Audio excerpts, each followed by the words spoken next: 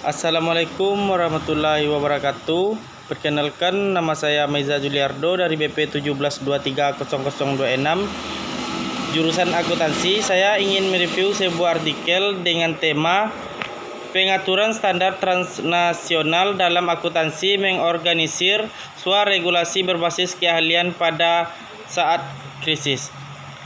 IASB telah menjadi organisasi utama untuk pengembangan standar, membuat dan merevisi IFRS, dan pernyataan otoritatif terkait salah satu sumber utama efektivitas dan kekuasaan organisasi adalah kemampuan untuk mengidentifikasikan badan pengetahuan yang relevan dan menerjemahkan ke dalam resep normatif yang memandu pelaporan keuangan perusahaan dan pengembangan standar akuntansi di tingkat nasional. Ia melakukannya dengan memanfaatkan gagasan profesionalisme yang merupakan klaim untuk posisi tunggal dalam standarisasi akuntansi transnasional. Berkenan dengan pengaturan organisasi, prosedur konsultasi sangat relevan sebagai cara legitimasi. Pada saat yang sama, konsultasi tetap menjadi alat yang ampuh untuk melakukan kontrol atas definisi standar. Standarisasi akuntansi lintas batas mendapat perhatian yang semakin meningkat baik oleh akademisi akuntansi maupun disiplin ilmu tetangga. Sebagian ini menggemakan posisi sentra IASB dalam tata kelola keuangan dan menggarisbawahi pentingnya pelaporan keuangan sebagai aspek inti dari pembangunan lembaga lintas batas. Dalam tinjauan ini, saya mempertimbangkan pendekatan yang berbeda menjelaskan perkembangan IASB dalam studi akuntansi, ilmu politik, dan sosiologi. Kasusnya, regulasi akuntansi transnasional di bawah tekanan selama krisis keuangan. Standar akuntansi telah menjadi objek kritik yang substansial. Aktor swasta dan publik, terutama para pemimpin G20, telah mengatasi kekurangan terkait konten aturan dan struktur tata kelola regulasi akuntansi transnasional.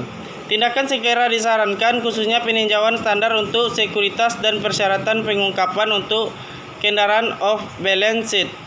Selain itu, pengaturan tata kelola pengaturan standar akuntansi internasional dikritik dan kurangnya transparansi dan akuntabilitas disayangkan G20 2008. Sampai saat itu, kritik yang terbuka dan substansial dari jajaran politik tertinggi tidak pernah terdengar dalam akuntansi nasional. J27,6 Sistem keuangan yang stabil dan berfungsi dengan baik. FSB 2013, akuntansi merupakan pengecualian yang penting. Ini adalah satu-satunya bidang di mana standar menetapkan oleh organisasi swasta. Semua bidang lainnya, apakah kebijakan ekonomi makro, transparansi data atau regulasi dan pengawasan keuangan, didominasi oleh organisasi internasional di mana negara atau entitas publik menjadi aktor utamanya.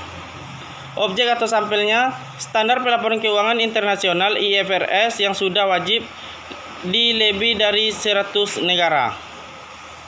Teknik analisis data itu data kualitatif.